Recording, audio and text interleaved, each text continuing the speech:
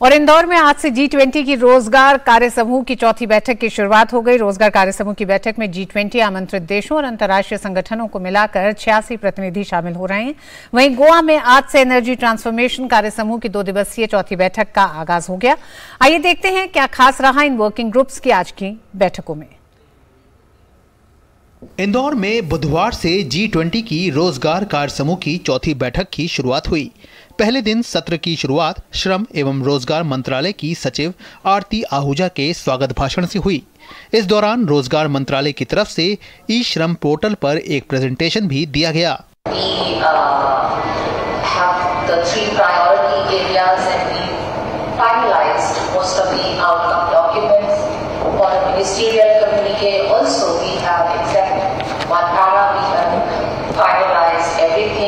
In fact, I must thank you and acknowledge everybody's contribution.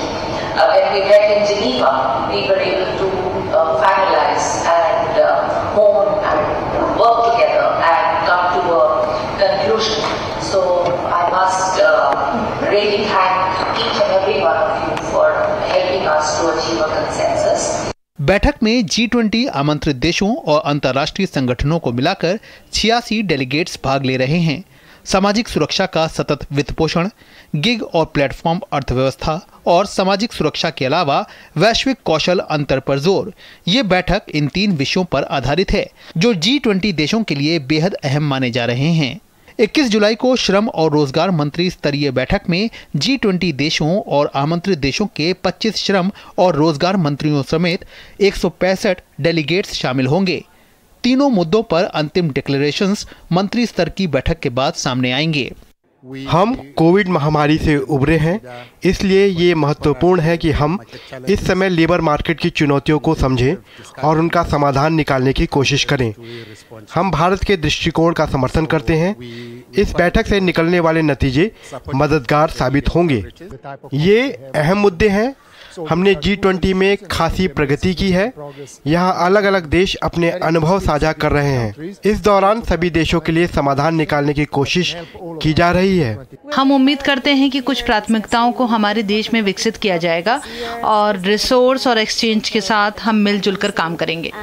पहले दिन हुए 3 सत्रों के बाद डेलीगेट्स को मांडू के दीदार भी करवाए गए। तमाम देश के कोने कोने में G20 की बैठकें चल रही हैं और इन बैठकों का उद्देश्य केवल विषयों पर चर्चा नहीं है, बल्कि भारत की कला, संस्कृति और पर्यटन को भी वो जाने। ये तमाम बैठकों के जरिए, प्रदर्शनियों के जरिए बताया भी जा रहा है। इसके अलावा गोवा में G20 अध्यक्षता के तहत चौथी ऊर्जा परिवर्तन कार्य समूह की बैठक की भी शुरुआत हुई। बैठक की अध्यक्षता ETWG अध्यक्ष और सचिव विद्युत मंत्रालय पंकज अग्रवाल ने की। 2 दिवसीय बैठक में G20 सदस्य देशों, विशेष आमंत्रित देशों और कई अंतर्राष्ट्रीय संगठनों के 100 से अधिक प्रतिनिधि भाग ले रहे हैं। वहीं इस दौरान ई मोबिलिटी पर आधारित एक सेमिनार का भी आयोजन किया गया। सेमिनार में G20 शेरपा अमिताभ कांत भी मौजूद रहे। सेमिनार के दौरान ई मोबिलिटी में तेजी लाने के लिए नीतिगत समर्थन और प्रोत्साहन को बढ़ाने के तमाम पहलुओं पर चर्चा की गई।